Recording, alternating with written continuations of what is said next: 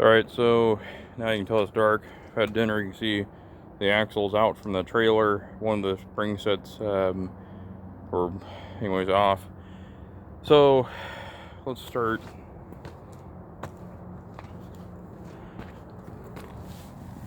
And all the wiring's out too. So it runs these threaded bolts. It's really hard to, I don't know if I can get a good picture of it, but with a Zerg fitting with a hole in it, and that's how it greases it. So once I had these out, then you can pretty much see that the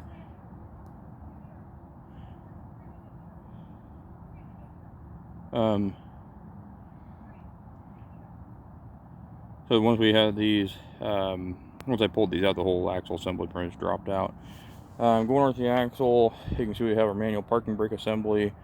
And then the big reason that I wanted to get this out is that you can see how thinned out these U-bolts are. You can see where I pretty much had to hammer a socket on. Luckily I was able to break all four free. But you can see like this plate is completely rotten. I mean, the springs, I mean none of them are bent, but I mean if you look at the hardware, all the rust on it, that's what I'm after now. So the goals right now is I'm gonna take that spring set and see if if I can just get the hardware and basically pull those leaves apart, clean them out, and save the springs rather than having to have them made. The next goal will be to get the axle gone through. So bearings, brake shoes, the two, you're gonna go upside down, but the right there, the little electromagnet for the brakes, those need to get replaced. They're both broken off. So, and all the wiring, as I showed you earlier, I stripped out already. So, and a good set of big tools works well. So that's the goal, is to get the springs, start working on what parts I need to get the springs so I can take these in tomorrow, or take at least one set in so they can get eyes on what I'm working with, and they can just say, hey, look, we have a spring set off the shelf that'll work in your situation.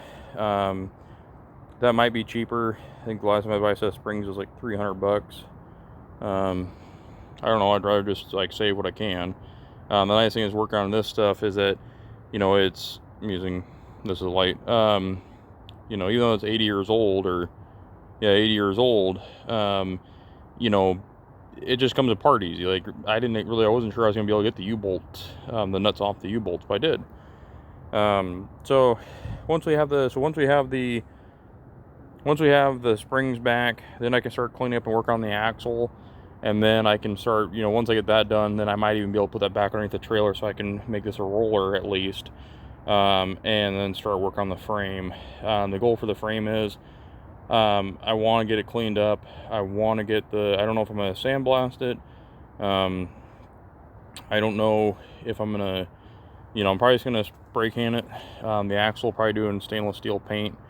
Spray paint with stainless steel in it, to help protect it from further corrosion. We'll see. We'll probably drab green the frame, and again in spray paint, and then there'll be a little bit of framework to do before we even get to that point. I gotta straighten that out. I don't know if we're gonna beef this up.